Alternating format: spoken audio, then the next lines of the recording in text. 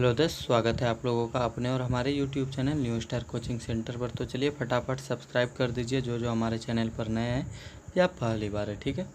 तो ये है अध्याय 3 यानी मनोविज्ञान यानी कि साइकोलॉजी का, और क्लास 12th 12वीं के लिए, ठीक है। और बाकी किसी को ज़्यादा फ़ायदा नहीं होगा, इसलिए वही रुकें जिसका ये सब्जेक्ट हो, अन्यथा अपना अपना सब्जेक्ट जाकर इसी चैनल पर आप लोग पढ़ सकते हैं, ठीक है।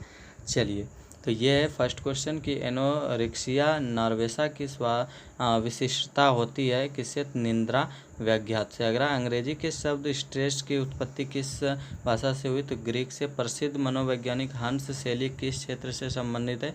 तो तनाव के अध्ययन के क्षेत्र से, ठीक है। अब सबका अपना अपना अलग क्षेत्र होता है ना।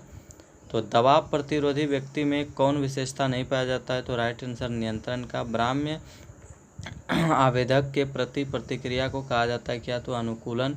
फ्राइड के अनुसार ऑडिपस की अवधि में चालक प्रतियोगिता करता है किसका? तो पिता के साथ, ठीक है, याद रखिएगा। अगला दोस्त की आक्रामकता का कारण कौन नहीं है? तो इसका राइट आंसर होगा मॉडलिंग। क्या होगा दोस्त? मॉडलिंग, है ना।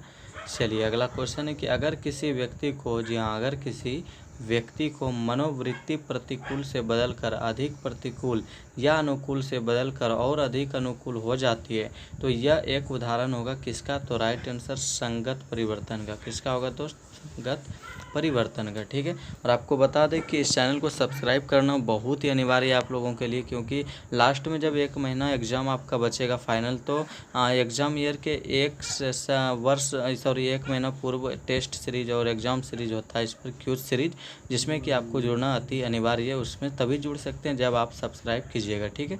तो सब्सक्राइब कर दीजिएगा। और अगला क्वेश्चन है कि आक्रामकता का अध्ययन करने के लिए आपको निम्नलिखित में कौन सी विधि सबसे अधिक उपयुक्त मानेंगे?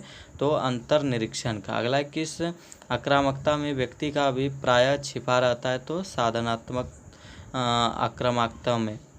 अगला, अपने संबंधियों से बातचीत करने में किस दूरी का उपयोग किया जाता है? तो राइट आंसर सामाजिक दूरी का।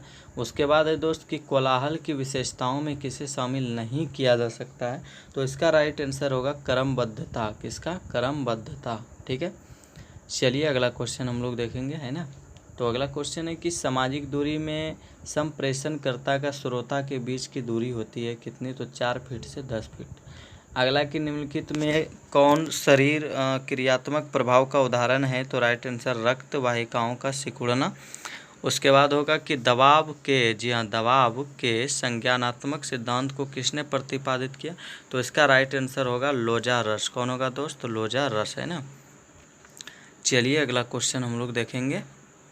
तो अगला क्वेश्चन हम लोगों के समक्ष है कि निम्नलिखित में कौन हमें दबाव में डालती है? तो प्रयुक्त सभी समस्याएं, चुनौतियों, कठिन परिस्थितियों, ठीक है। अगला, यदि दबाव का ठीक से प्रबंधन किया जाए तो वह व्यक्ति की आजीविकता के संभावना में क्या करता है? तो वृद्धि करता है। अगला है दोस्त कि निम्नलिखित में कौन से संवेग नकारात्मक है? तो इसका राइट आंसर उपरोक्त सभी, यानी कि दुश्चिंता, भय, उलझन, ये सभी हो जाएगा, ठीक है।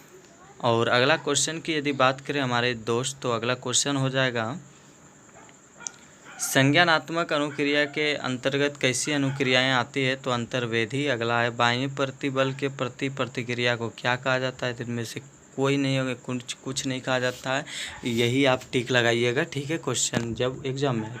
अगला, निम्नलिखित में कौन संवेगात्मक प्रभाव के उदाहरण? इसमें से कोई नहीं, ठीक है। और चलिए, आपको बता दें कि इस चैनल पर फ्री ऑफ कॉस्ट में आप सभी चीज़ की पढ़ाई कोचिंग के भांति कर सकते हैं। बस आपको क्या करना है, केवल एक सब्सक्राइब कर देना है, ठीक है। चलिए, गुड बाय, फिर मिलते हैं अगले वीडियो।